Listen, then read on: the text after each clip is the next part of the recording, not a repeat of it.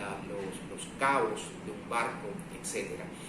Esas partes accesorias deben ser sumadas a la hora de cuantificar el valor del buque. Entonces el armador responde, repito, hasta por el valor de la nave, valor de los accesorios y valor del flete. Cuando hablo del flete, insisto que se trata del valor que el armador recibe por el transporte de las mercancías. Ahora, ¿qué pasa si se trata de un buque que no recibe flete? Si el buque no recibe flete, entonces ese concepto de flete para efectos de la fortuna de mar va a quedar en cero.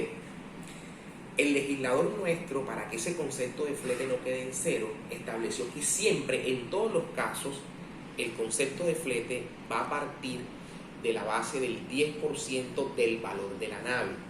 Una nave que vale $1.000.000, por ejemplo, será una nave que en el concepto de flete, para efectos de cuantificar la fortuna de mar, partirá siempre de $100.000. ¿Okay? El 10% del valor de la nave, repito, en todos los casos. ¿Qué pasa con un buque que ha obtenido, un buque que transporta 3.000 contenedores y por cada 3.000 contenedores cobra $2.000? Entonces ese buque obtuvo en flete $6 millones.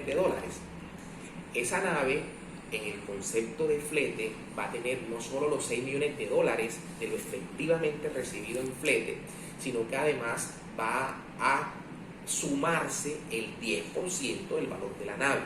O sea, repito, en todos los casos, para cuantificar la fortuna de mar, estamos hablando del valor de la nave, los accesorios y el flete. Y en el concepto de flete, en todos los casos vamos a partir del 10% del valor de la nave.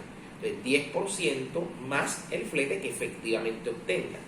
Si no obtiene flete, pues solo el 10%. Si obtiene flete, el 10% más el valor del flete obtenido.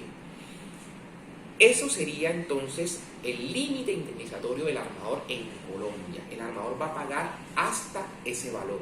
Entonces, si ese barco, por ejemplo, tiene un siniestro en el muelle y rompe la estructura de un muelle, por ejemplo, se le cobra el valor de lo que cuestan las reparaciones de ese muelle más el lucro cesante por el tiempo que los barcos no van a atracar allí.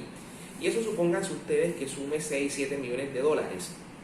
Ese barco, en ese caso, si él vale 4 millones de dólares y en el flete obtuvo 2 millones, pues esos 6 millones es el monto hasta el cual el armador va a pagar. Que el valor reclamado eran 7 millones, pues el armador dirá, por el límite indemnizatorio que me da la ley, pago hasta los 6 millones de dólares, que es mi fortuna de mar. Entonces, ese límite de responsabilidad es el que la norma establece en cabeza de los armadores como un principio, como un beneficio dado a los armadores. Digamos, en su momento tenía toda la justificación porque las naciones medían su poderío precisamente por la flota que tenían las naciones. Entonces, para incentivar a los navieros en su momento, se le daban esta serie de prerrogativas que hoy en día se conservan. Ahora bien, ya estamos claros que ese es el límite indemnizatorio del armador por regla general. La norma establece en el artículo 1481 un listado de casos en los cuales se aplica la limitación de la responsabilidad. Pero si nosotros hacemos una interpretación integral de ese artículo, nos vamos a dar cuenta que esos ítems, esos enunciados que están allí, no son situaciones distintas a aquellas que derivan de la explotación de la nave. Por tanto, podríamos decir que por regla general, el armador responde hasta por su fortuna de mar. Ahora, el legislador ha querido que en aquellos casos en los cuales hay lesiones personales o muertes, la tasación se haga de otra manera, con el ánimo de ampliar el margen de la indemnización. Estoy diciendo con lo anterior que la regla general excluye los casos de lesiones o muertes. O sea, para todos los casos se va a aplicar el límite de responsabilidad del cual he acabado de hablar, es decir, hasta la fortuna de mar, valor de la nave, accesorios y el flete.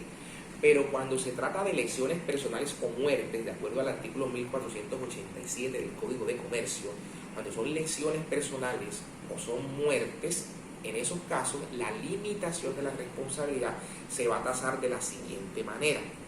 Se van a pagar 15 gramos de oro por cada unidad de arqueo de la nave. ¿Okay?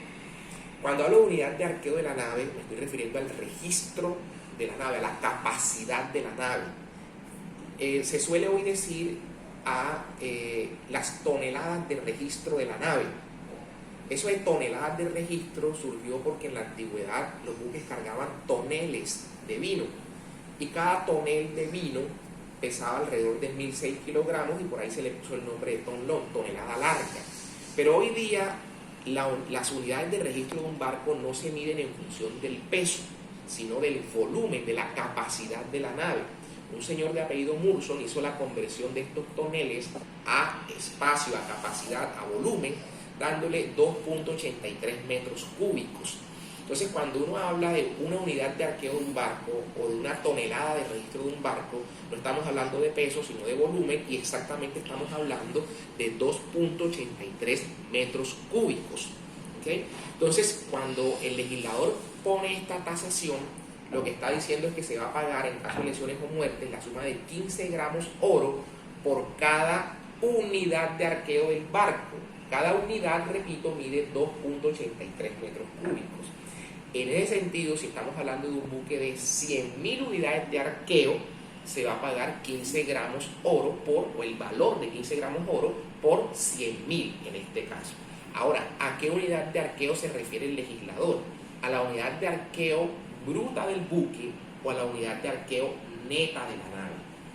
La unidad de arqueo bruta serán todos los espacios del barco, aún los inservibles, ¿no? Aún los espacios de las máquinas, aún los camarotes del capitán, de la tripulación, aún los baños, aún la cocina, todo aquello que el buque tiene en su capacidad pueda o no llevar mercancía allí, hace parte del registro bruto del barco. Pero si descontamos los espacios inservibles y dejamos solo los espacios donde efectivamente cabe la carga del barco, sería esa la unidad de registro neto del buque. Entonces un buque puede ser una nave de 180.000 toneladas de registro bruto, pero de 100.000 toneladas de registro neto, porque tiene 80.000 unidades de arqueo que son inservibles para la carga. ¿A qué unidad de arqueo se está refiriendo el legislador cuando dice que cuando hay lesiones o muertes se pagarán 15 gramos oro por cada unidad de arqueo de la nave? ¿Al arqueo bruto o al arqueo neto? El legislador hace una mixtura que nos enreda un poco, porque dice que se va a tomar el registro neto del barco aumentado en los espacios que el buque tiene para sus máquinas. O sea, todo el registro neto de la nave más parte del bruto. ¿Cuál parte del bruto es la que se va a aplicar?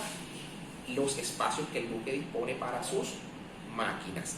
Entonces, cuando ese arqueo se ha cuantificado, por ejemplo, dije que en el ejemplo que puse era una nave de 180.000 unidades de arqueo bruto, pero solo de 100.000 unidades de arqueo neto, entonces tomamos los 100.000 de arqueo neto, más supóngase que el espacio de las máquinas sean 10.000, más 10.000 espacios, más 10.000 unidades de arqueo, entonces es un buque de 110.000 para efectos de la cuantificación. Entonces el legislador que nos ha dicho cómo nos ha dicho que se hace esta cuantificación en caso de lesiones o muerte, que se toman 15 gramos de oro, le preguntaremos al Banco de la República cómo está el oro, y una vez tengamos ese valor lo vamos a multiplicar por las unidades de arqueo neto del barco más los espacios de las máquinas.